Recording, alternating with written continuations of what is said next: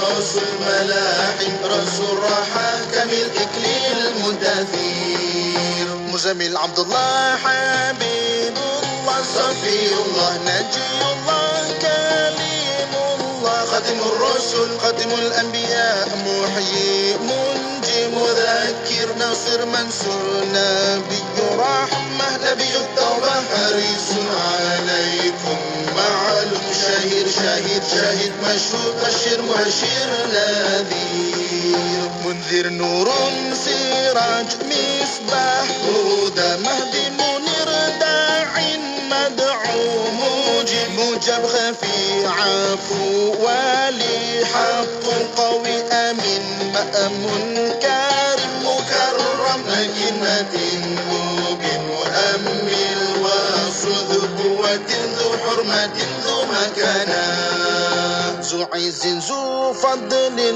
مطاع قدم صدق رحمة بشرى غوث غيث غياث نعمة الله هدية الله عروة وثقة صراط الله صراط مستقيم ذكر الله سيف الله حزب الله النجم الثاقب مصطفى مجتبى منتقى أمي مختار أجير جبار أبو القاسم أبو الطاهر أبو طيب أبو إبراهيم مشفع شافع صالح مصلح مهيمن صديق صدقون سيد المرسلين إمام المتقين قائد الغر المحجلين خليل الرحمن بر مبر وجيه ناصح وكيل متوكل كفيل شافق مقيم سنة مقدس روح القدس روح الحقير روح القسط كفيل مكتف بلغ مبلغ شافي واصل موصول سابق سائق هاد مقدم عزيز فاضل مفاضل فاتح مفتاح رحمة مفتاح الجنة علم الإيمان علم اليقين دليل الخيرات مصحح الحسنات مقيل العثرات سفوح عن الزلات صاحب الشفاعة صاحب المقام صاحب القدم مخصوص بالعز مخصوص بالمجد مخصوص بالشرف صاحب الوسيلة صاحب الفضيلة صاحب السيف صاحب الإزار صاحب الحجة صاحب السلطان صاحب الرداء صاحب الدرجة رفيعة صاحب التاج صاحب المغفار صاحب اللواء صاحب المعراج صاحب القضيب صاحب الغراب صاحب الختم صاحب العلامة صاحب البرهان صاحب البيان فصح لسان مطهر جنان رؤوف رحيم أذن خيرين صحيح إسلام سيد الكونين عين النعيم عين الغر سعد الله سعد الخلق خاتم الأمم عالم الهدى كاشف الكرام رافع الرتاب عز العرب صاحب الفرج أسماء النبي صلوا عليه وعلى آله وأصحابه اللهم صل وسلم وبارك عليه وعلى آله وأصحابه أجمعين. inspirasi, inforia, Islami, semuanya diikin. Minasyaitonirrajim. Bismillahirrahmanirrahim. Ya ayyuhalladzina amanu ittaqullaha haqqa tuqatih wa la tamutunna illa wa antum muslimun. Wa'tasimu bihablillahi jami'an wa la tafarraqu. واذكروا نعمة الله عليكم إذ كنتم أعداء فألف بين قلوبكم فأصبحتم بنعمته إخوانا وكنتم على شفا حفرة من النار فأنقذكم منها كذلك يبين الله لكم آياته لعلكم تهتدون ولتكن منكم أمة يدعون إلى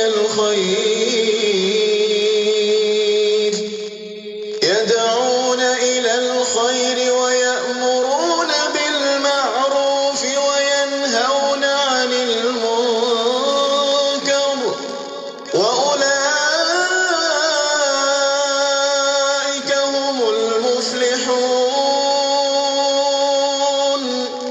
ولا تكونوا كالذين تفرقوا واختلفوا من بعد ما جاءهم البينات وأولئك لهم عذاب عظيم. صدق الله العظيم.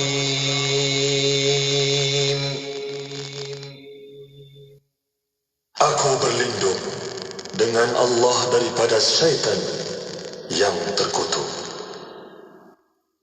Dengan nama Allah yang Maha Pemurah lagi Maha Penyayang. Wahai orang-orang yang beriman, bertakwalah kepada Allah dengan sebenar-benar takwa kepadanya. Dan janganlah kamu mati kecuali dalam keadaan muslim. Dan berpegang teguhlah kamu semuanya pada tali Allah. Dan janganlah kamu bercerai-berai. Dan ingatlah nikmat Allah kepadamu ketika kamu dahulu masih jahiliyah, bermusuhan. Lalu Allah mempersatukan hatimu. Sehingga dengan kurnianya, kamu menjadi bersaudara. Sedangkan ketika itu, kamu berada di tepi jurang neraka. Lalu Allah menyelamatkan kamu darinya. Demikianlah Allah menerangkan ayat-ayatnya kepadamu agar kamu mendapat petunjuk. Dan hendaklah di antara kamu ada segolongan orang yang menyeru kepada kebajikan, menyeru berbuat yang makruf dan mencegah dari yang mungkar. Dan mereka itulah orang-orang yang beruntung. Dan janganlah kamu menjadi seperti orang-orang yang bercerai-berai dan berselisih setelah sampai kepada mereka keterangan yang jelas. Dan mereka itulah orang-orang yang mendapat azab yang berat. Benarlah kata-kata Allah, yang Maha Agung. Surah Ali Imran ayat 102 hingga 105.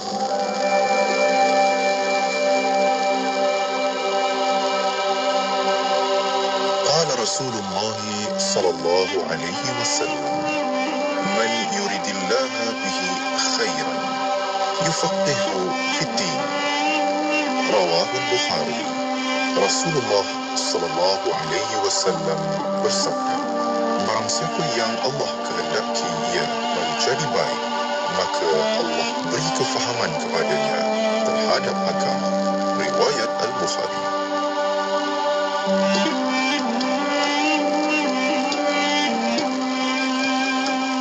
أمسينا وأمسى الملك لله والحمد لله لا إله إلا الله وحده لا شريك له له الملك وله الحمد وهو على كل شيء قدير.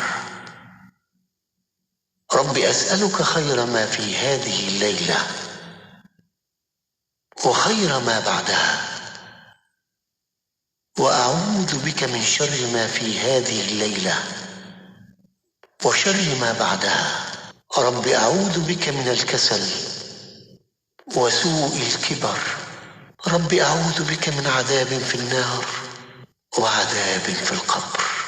Kami dan seluruh kerajaan memasuki waktu petang kerana Allah. Segala puji bagi Allah. Tiada sesembahan yang berhak disembah melainkan Allah semata. Tiada sekutu baginya. Semua kerajaan hanya miliknya dan segala pujian hanya untuknya. Dia Maha berkuasa atas segala sesuatu. Wahai Tuhanku, aku memohon kebaikan yang ada di hari ini dan setelahnya. Sebaliknya aku memohon perlindungan dari keburukan yang ada di hari ini dan setelahnya. Wahai Tuhanku, aku berlindung kepadamu dari kemalasan dan buruknya umur tua. Wahai Tuhanku, aku berlindung kepadamu dari azab neraka dan azab kubur. Ibu, adik rasa kurang sihat lah. Nah, makan vitamin C Jardine Kids. Kenapa ibu suka bagi adik makan vitamin ni? Sebab rasa dia yang sedap dengan buah strawberry sebenar. Kaya dengan vitamin C, rendah gula dan menggunakan gula tebu organik, tanpa pewarna dan perisa tiruan. Semestinya halal. Natural Gummy Vitamin C dari Jardine Kids. Makanan tambahan terbaik untuk meningkatkan imuniti anak anda. Dapatkan di farmasi terpilih. Layari www.herbitus.com HERBITUS. WhatsApp 0377347155. Mak ayah stres? Anak lemah matematik? Tak hafal sifir? Temui saya, CMC, Cik Man Chongak, pakar motivasi matematik anda di Roadshow Bijak Sifir seluruh negara. Daftar sekarang www.pentagonmaths.com. Sifir cepat, matematik hebat. Amalan bersedekah tidak terikat kepada umur, tidak juga kepada agama dan bangsa. Bersedekahlah dengan sedekah yang terbaik, khususnya buat saudara-saudara kita yang berada di Syria dan Yaman, yang kini amat memerlukan bantuan kita. Ayo zahirkan kebersamaan kita dalam kempen bantuan kecemasan Syria dan Yaman, anjuran Aman Palestin, sebagai satu cara memperkukuh tali persaudaraan. Layari www.jommenyumbang.com untuk pertanyaan lanjut. Bangkit berjuang bersama. Alah, mana nak simpan barang kemas ni, nak buat modal berniaga. Simpan je kat pajak gadai I di Bank Muamalat. Selamat. Kadar keuntungan tetap 0.94% bulan. Margin pembiayaan sehingga 80%. Had pembiayaan tinggi, lebih tunai. Sekarang bergosipkan tawaru. Lebih murah, Kak. Bayaran ansuran setiap 6 bulan dan kadar keuntungan dikira berdasarkan jumlah pembiayaan. Bukan lagi atas nilai cagaran emas macam sebelum ni. Wow, lagi menarik. Tunai mudah, kadar rendah, patuh syariah. Info lanjut di muamalat.com.my atau hubungi 03 2600 5500. Tetakluk terma. Titisan bak emas. Kaya dengan antioksidan, vitamin dan mineral. Kandungan air di bawah 22% memenuhi Malaysia Standard MS2683. Inilah Arnya Madu Kelulut asli keluaran Pharma Niaga Natural. Dapatkan Arnya Madu Kelulut di Shopee, Lazada, Ion Wellness di seluruh Malaysia dan farmasi terpilih. Layari FB dan IG Arnya Madu Kelulut. Arnya, madu tanpa ragu. Anda kini sedang mendengar Destinasi IKIM bersama Syafiq Saleh dan Mona Jasman. Inspirasi Inforia Islami hanya di Radio Institut Kefahaman Islam Malaysia IKIM. Nama saya Syafiq dan juga rakan setugas Mona temankan di Destinasi IKIM jam 4 petang hingga jam 7 malam. Ya, terima kasih kepada anda yang masih setia bersama kami. Alhamdulillah. Untuk Destinasi IKIM akan menemani sehingga jam 7 malam nanti. Pelbagai kongsian untuk petang ini antaranya jam kedua untuk Destinasi IKIM. Kita akan membawa untuk anda secara langsung di FB Live IKIM FM, di YouTube IKIM Media, rancangan Fas'aluna, tanialah kami. Ya, betul. Kita akan dengarkan perkongsian bersama yang berusaha doktor untuk bincangkan dengan tajuk petang ini iaitu Uswah Hasanah dari rumah hingga siasah. Kita akan bincang macam mana adabnya, sifatnya di situ dan kita boleh belajar. Dan kalau ada soalan pertanyaan boleh hantarkan ke talian WhatsApp konti. Kita aktifkan sekarang 0112900404 atau soalan anda itu juga boleh letakkan di ruangan komen dekat Facebook dan juga di YouTube IKIM. Dan untuk para pendengar terus setia bersama kami menantikan rancangan Fas'aluna sebentar saja lagi.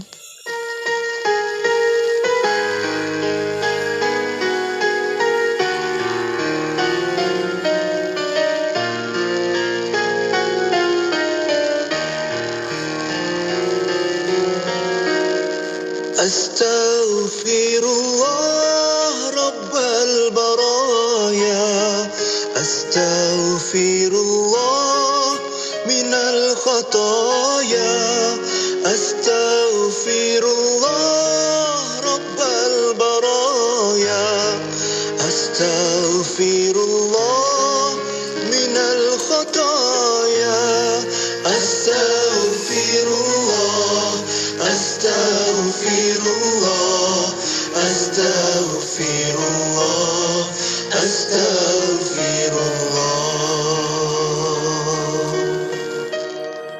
Aku memohon ampun, ya Allah, yang menerima taubat, ya Allah.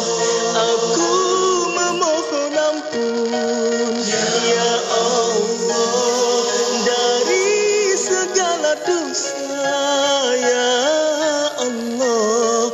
Astaghfirullah, Astaghfirullah, Astaghfirullah, Astaghfirullah.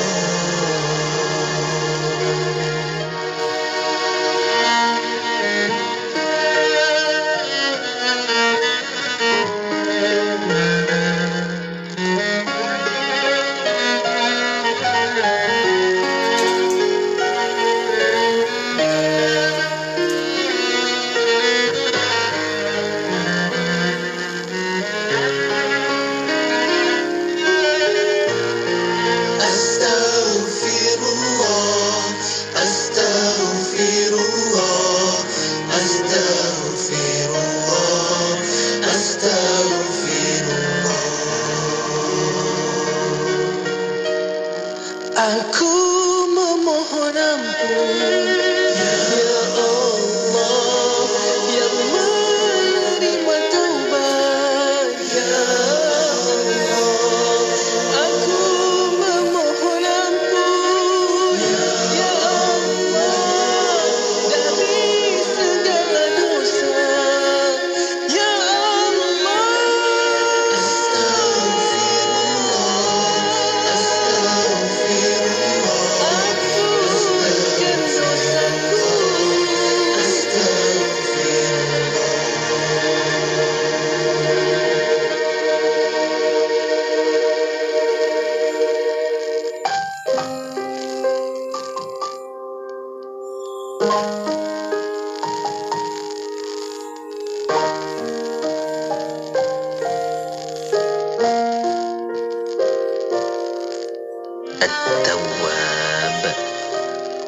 Apa makna At-Tawwab? At-Tawwab artinya yang maha menerima taubat. Kita ini pentaubat.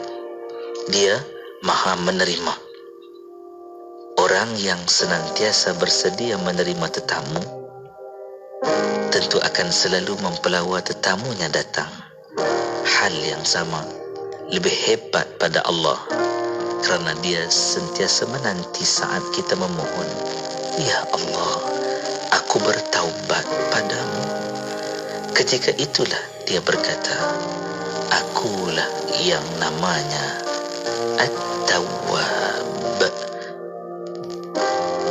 Aku, kata Allah, adalah seperti mana yang kamu gambarkan diriku, maka itulah aku. Kalau kita menggambarkan Allah dengan At-Tawwab, yang sentiasa menerima taubat, insya-Allah Allah akan pandang kita dengan wajah yang sentiasa meredai atas kita.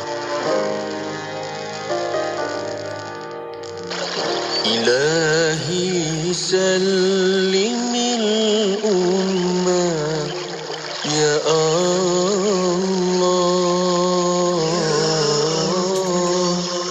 من الآفات والنقمة يا الله ومن هم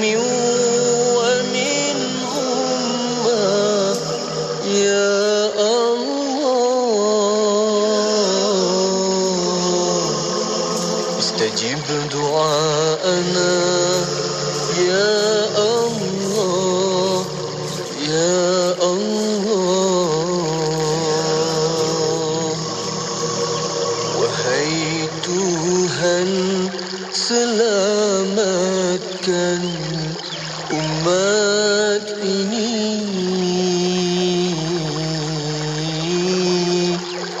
dari kecelakaan dan segala kecelaan,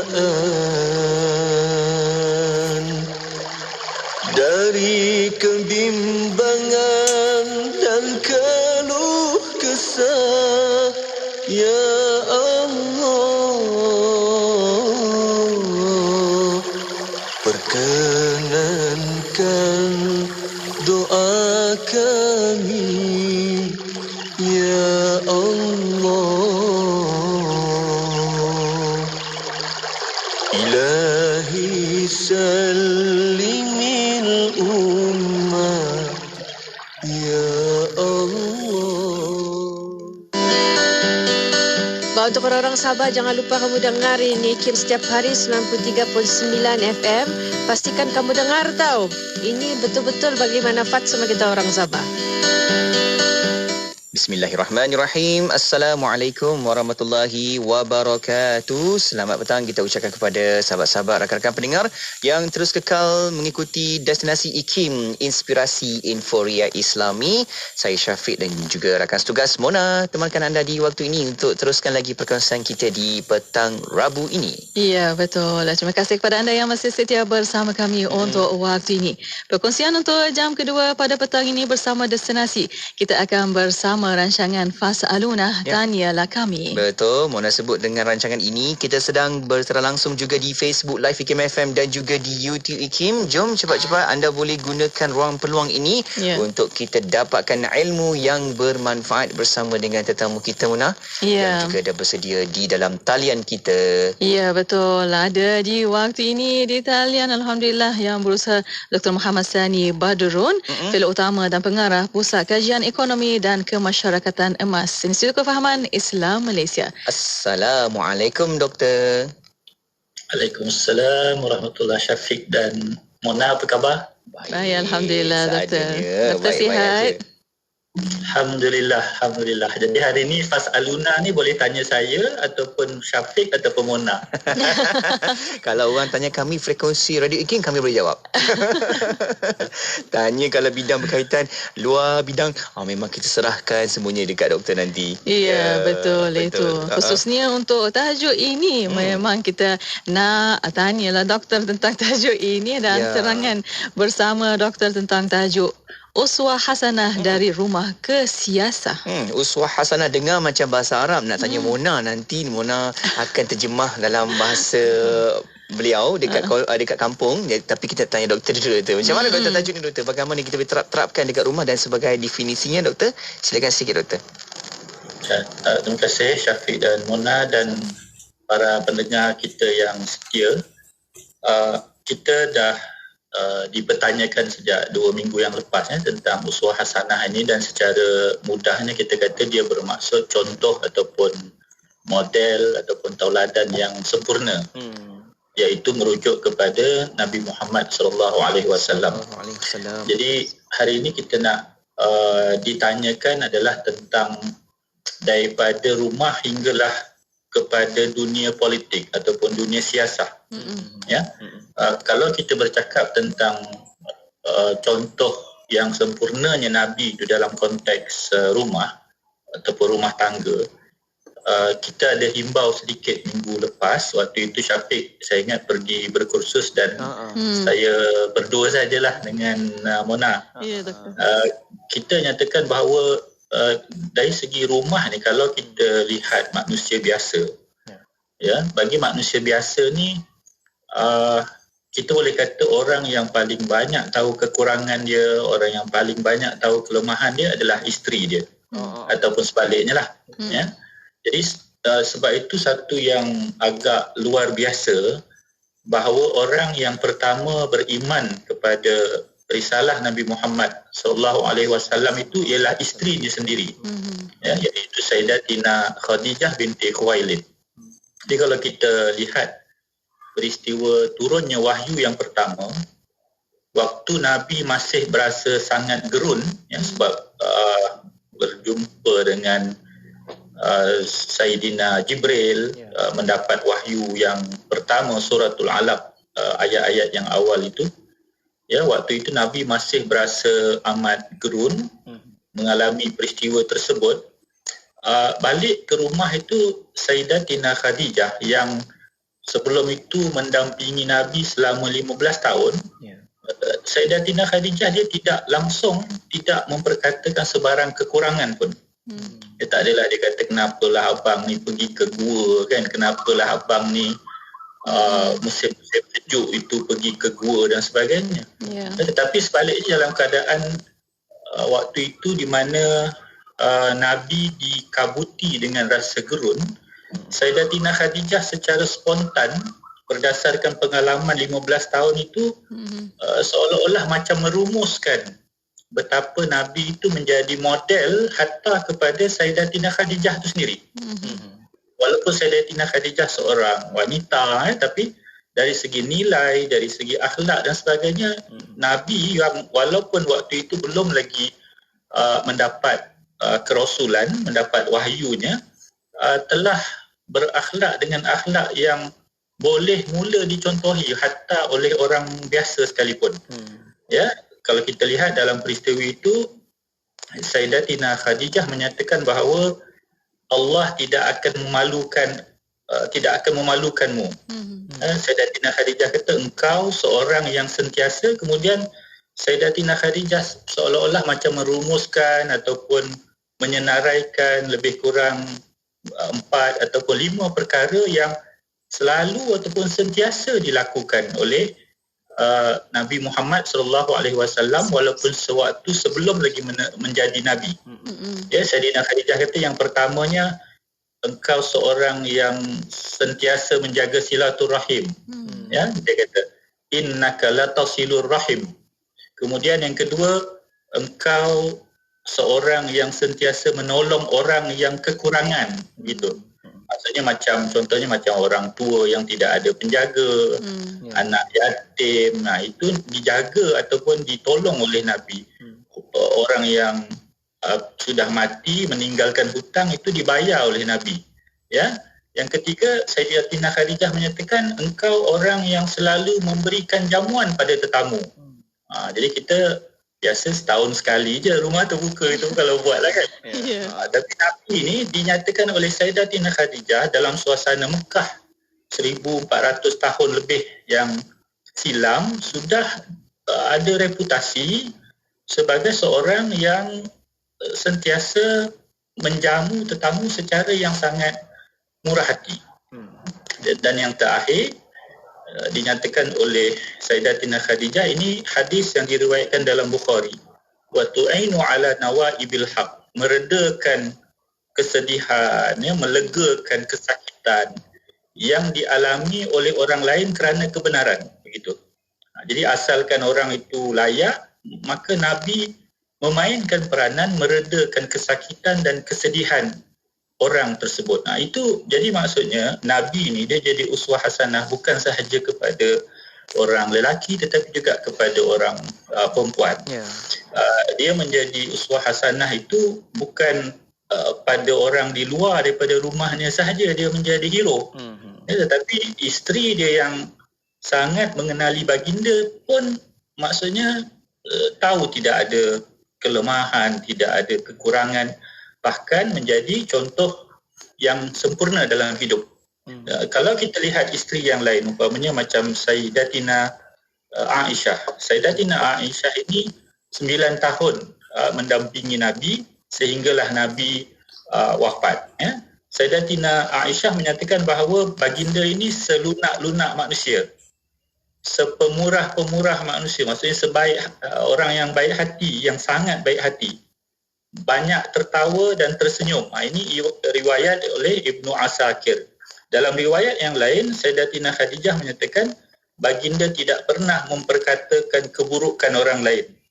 Jadi kalau kita lihat, kalau kita bayanglah kita hidup siang malam dengan orang lain 9 tahun, tak pernah langsung memperkatakan keburukan orang lain. Jadi itu satu yang saya ingat kalau manusia biasa itu memang sangat sukarlah untuk kita temui. Tapi dalam diri Rasulullah yang menjadi uswah hasanah itu, yang menjadi pemimpin agung itu, kita lihat beliau dari segi akhlaknya, dari segi nilai hidupnya, maksudnya dia seorang yang sentiasa boleh dicontohi, sama ada oleh wanita, oleh lelaki, oleh dewasa, oleh belia, oleh remaja, oleh pemuda dan juga oleh pemudi.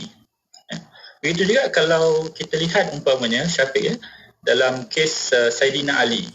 Saidina Ali ni adalah sepupu kepada Nabi. Dalam masa yang sama Saidina Ali juga menjadi anak angkat kepada Nabi sejak usianya 5 tahun kalau saya tidak silap. Kemudian Saidina Ali juga menjadi menantu kepada Nabi.